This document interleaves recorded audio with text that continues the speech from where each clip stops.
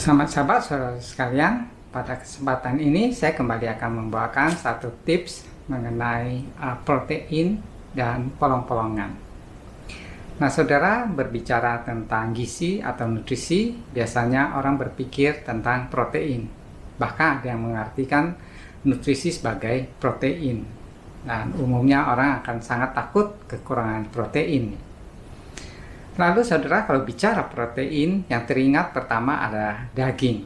Itu sebabnya kalau kita bilang kita vegetarian, biasanya orang akan tanya, kamu dapat protein dari mana? Nah saudara, memang tidak bisa disangkal, protein adalah nutrisi makro yang sangat penting bagi tubuh kita. Protein dari bahasa Latin protos artinya pertama atau yang utama. Ini mengindikasikan protein sebagai nutrisi yang utama. Nah, saudara, fungsi protein ada banyak. Di antaranya adalah untuk membentuk struktur dan elemen dari setiap sel tubuh, kemudian terlibat di dalam berbagai interaksi metabolisme, dan berfungsi sebagai enzim dan hormon, dan masih banyak yang lain. Lalu protein juga penting untuk pertumbuhan, perbaikan sel-sel jaringan yang rusak, dan menjaga kesehatan secara keseluruhan. Sangat sedikit sekali proses di dalam tubuh kita yang tidak melibatkan protein. Selain itu, protein juga dapat berfungsi sebagai sumber energi dengan peranan yang tidak terlalu besar, sebetulnya hanya sekitar 10 hingga 15% dari energi tubuh kita disuplai oleh protein. Nah, saudara, kita mau melihat tentang protein. Walaupun protein adalah nutrisi yang sangat penting, tapi kebutuhan tubuh kita akan protein ini tidaklah terlalu banyak, yaitu hanya sekitar antara 0,8 hingga 1 gram per kilogram berat badan.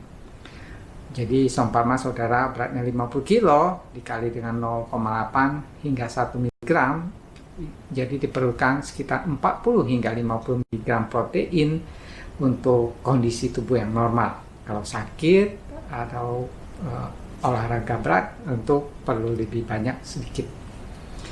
Nah, saudara, protein bukanlah monopoli daging, bukan juga susu dan telur. Ada berbagai makanan nabati juga kaya dengan protein ini. Lalu bicara kualitas protein di daging juga tidak lebih baik, tidak lebih superior daripada protein di makanan nabati. Bahkan dari berbagai segi, sumber protein nabati itu lebih menyehatkan dibandingkan dengan protein hewani. Nah, saudara, kalau saudara percaya kita harus mengkonsumsi daging untuk mendapatkan protein, coba saudara pikirkan, dari mana sapi, kuda, dan yang paling dekat dengan kita manusia yaitu kera atau gorila mendapatkan protein mereka, sementara mereka tidak makan daging sama sekali. Nah, saudara, sama seperti nutrisi lainnya, kekurangan protein itu tidak baik, tapi kelebihan protein itu juga tidak baik. Kelebihan protein itu terutama protein hewani itu berkaitan dengan masalah kerusakan ginjal, meningkatkan risiko kanker, penyakit radang sendi, penyakit jantung, dan penyakit yang lainnya. Nah, saudara, kita mungkin mau tahu juga berapa jumlah protein yang perlu kita makan. Kita nggak perlu sampai jelimet ya. Saudara, bayangkan saja sebuah piring, lalu di makanan ini saudara lihat sekitar 20% hingga 30% itu berupa makanan yang kaya dengan protein. Barangkali saudara bisa lihat di gambarannya seperti apa. Nah, polong-polongan yang kaya dengan protein ini akan kita lihat supaya kita lebih mengenalnya. Nah, polong-polongan di dalam bahasa Inggris dikenal dengan nama legume, beans, pulse, peas juga. Nah, di sini termasuk juga kacang tanah dan lentil, ini termasuk dalam polongan ini. Nah, polongan adalah pangan sumber protein, sumber serat, vitamin, mineral yang penting bagi tubuh, dan tentu saja dengan harga yang jauh lebih murah ya dibandingkan dengan daging. Nah, di Indonesia kita umumnya kurang mengkonsumsi berbagai jenis polong-polongan ini. Biasanya yang paling kita makan hanya kedelai dalam bentuk tahu atau tempe. Dan ada banyak sebetulnya jenis polongan lainnya yang kurang kita konsumsi, antara lain seperti kacang hitam, kacang merah, ada lima beans atau kacang lima, ada kidney beans, ada garbanzo atau chickpeas. Kemudian ada kacang navy juga, ada pinto beans, ada lentil, dan masih banyak lagi polong-polongan ini. Lalu saudara mungkin paling sering lihat adalah polongan yang kulit cangkangnya itu lunak, ya, seperti kacang polong, kapri, buncis, lalu ada kacang panjang. Nah, ini kita kelompokkan sebagai sayuran, jadi bukan kelompok polongan yang kaya protein seperti yang kita bicarakan. Tentu ini juga ada protein, tapi tidak sekaya seperti yang bentuk yang kering, yang kulitnya keras itu. Nah, sekarang kita akan lihat apa manfaat dari polong-polongan. Secara umum kita bisa melihat bahwa polongan adalah makanan yang kaya dengan protein. Sebenarnya semua protein itu dibentuk oleh asam amino, ya. Asam amino itu bisa dibagi menjadi dua, asam amino yang esensial dan non esensial, ya. Yang non esensial artinya tubuh kita bisa membuat sendiri asam amino itu dari asam amino lainnya.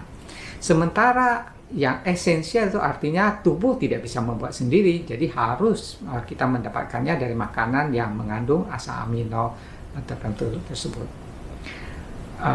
Dari semua polongan kaya protein, hanya kacang kedelai yang memiliki lengkap semua jenis asam amino esensial yang diperlukan oleh tubuh kita.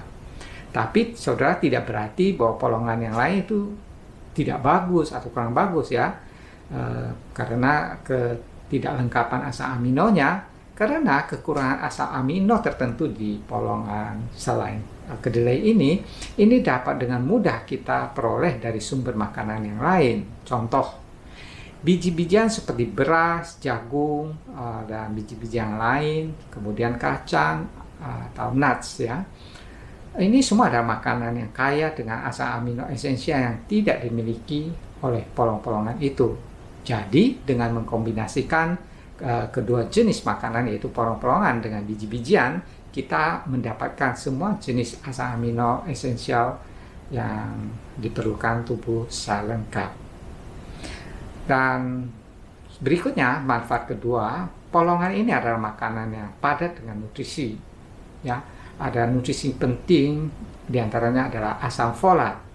Kandungan asam folat pada polongan yang kering jauh lebih tinggi daripada polongan yang basah, apalagi yang di dalam kaleng, ya. Lalu polongan juga kaya dengan nutrisi seperti zinc, zat besi, magnesium, dan yang sangat tinggi adalah kandungan seratnya. Saudara, yang ketiga adalah polongan ini kaya dengan antioksidan yang namanya polifenol, ya. Polifenol sangat penting untuk menangkal radikal bebas yang menyebabkan berbagai penyakit seperti kanker, lalu penyakit yang disebabkan peradangan dan penuaan dini, serta lain-lainnya. Manfaat berikutnya, saudara, polongan ini baik untuk kesehatan jantung. Banyak penelitian yang menunjukkan orang yang rajin makan polongan itu akan lebih jarang terkena penyakit jantung, stroke, dan penyakit kardiovaskular lainnya. Berikutnya, saudara, polongan ini berguna untuk mencegah kanker tertentu. Polongan ini sangat kaya dengan antioksidan dan bersifat anti peradangan. Nah, kedua hal ini, yaitu antioksidan dan anti peradangan, ini sangat penting untuk mencegah penyakit kanker. Dan untuk efek antioksidan, saudara, kacang yang warnanya lebih hitam itu biasanya antioksidannya lebih tinggi dibandingkan dengan kacang yang warnanya lebih terang. Berikutnya, saudara, polongan juga bermanfaat untuk mencegah diabetes dan dapat menyeimbangkan gula darah. Jadi ini sangat baik, ya, polongan untuk diabetes. Kenapa? Karena kandungan serat yang tinggi pada polongan ini sangat berguna untuk mencegah kenaikan glukasa dan menjaga kestabilan gula darah. Berikutnya saudara, polongan juga kemungkinan bisa mencegah fatty liver, yaitu suatu kondisi di mana terjadi penumpukan lemak di dalam liver hati yang pernah kita bahas sebelumnya. Lalu manfaat yang lain, polongan ini dapat memuaskan selera bagi orang yang suka makan banyak ya. Polongan dengan kandungan serat yang tinggi ini akan membuat kita berasa lebih cepat kenyang, dan makanan dengan jumlah kalori yang lebih sedikit tentunya. Di samping itu, untuk mencerna polongan ini diperlukan lebih banyak energi ya. Jadi secara neto cenderung itu akan menurunkan berat badan. Berikutnya saudara, polongan adalah salah satu makanan yang mengandung serat paling tinggi dibanding makanan lainnya. Nah, serat ini adalah makanan utama bagi bakteri yang ada di dalam pencernaan kita. Jadi kalau bakteri di dalam usus kita mendapatkan kecukupan serat, dia akan berkembang baik, dan tentu itu akan menyebabkan kesehatan pencernaan kita menjadi baik, dan kesehatan bakteri itu baik, maka kesehatan kita secara keseluruhan juga akan terjaga lebih baik. Saudara, seperti halnya semua makanan yang kaya protein, biasanya makanan ini akan lebih tinggi berisiko menyebabkan alergi. Sebagai contoh, saudara, kacang tanah itu sering menyebabkan alergi. Dan berikutnya, saudara, polongan itu kurang aman kalau dimakan mentah. Saya rasa kita juga tidak makan polongan secara mentah ya. Kenapa? Karena polongan ini mengandung lektin. Nah, protein lektin ini dapat menyebabkan gangguan pencernaan dan menyebabkan terbentuknya racun cyanida. Tapi jangan khawatir saudara, dengan memasak minimal 10 menit itu akan menghilangkan racun lektin sehingga sangat aman untuk kita konsumsi. Dan hal yang sering kita dengar adalah orang yang tidak biasa makan polongan itu akan timbul gas yang banyak di dalam perut ya. Nah, itu menyebabkan rasa tidak nyaman tentu, dan menjadi sering kentut. Itu saja. Dan saudara, untuk mengurangi efek terjadinya gas itu, polongan ini sebaiknya direndam di dalam air panas, dan air rendaman ini kemudian harus kita buang dan kita ganti dengan air yang bersih, baru kemudian dimasak. Jadi jangan menggunakan air rendaman untuk dimasak. Nah saudara, untuk mendapatkan rasa polong yang lebih lembut, polongan ini harus direndam cukup lama ya. Masing-masing polongan ini berbeda lamanya ya. Ada baiknya direndam semalaman, kecuali lentil itu bisa dimasak tanpa perlu direndam terlalu lama. Dan saudara juga bisa memasaknya menggunakan pressure cooker ya, supaya ini lebih cepat matangnya dan lebih lembut rasanya. Polongan saudara bisa juga dibuat kecambah atau di sprout ya. Sprouting itu akan meningkatkan nilai nutrisi sangat drastis sekali. Kemudian polongan di dalam kalengan ya, itu tentu praktis, tapi saudara, lapisan plastik di dalam kalengan itu bersifat karsinogen, itu meningkatkan risiko kanker. Jadi saudara sebaiknya tidak menggunakan yang kalengan. Nah saudara, kita tadi ya jarang mengkonsumsi polongan. Bagaimana cara kita meningkatkan konsumsi polongan? Tipsnya, pertama, gunakan polongan itu sebagai pengganti semua resep yang memerlukan daging. Misalnya ada roti yang isi daging, saudara ganti dagingnya dengan polongan ini. Demikian juga kue, bakpao, dan lain sebagainya, ganti saja dengan polongan. Saudara kemudian tambahkan polong-polongan ya, seperti lentil, garbanzo, kacang merah, atau berbagai jenis beans yang lain ke dalam sup. Kalau saudara suka sup, tambahkan saja berbagai macam polong-polongan ini. Saudara misalnya bisa membuat sup kentang yang tadinya menggunakan dagingnya saudara ganti dengan kacang merah misalnya, atau kacang lain yang saudara suka. Lalu berikutnya saudara bisa menggunakan polongan ini ditaburkan di salad ya. Ini akan meningkatkan rasa dan tentu meningkatkan nutrisi dari salad itu juga.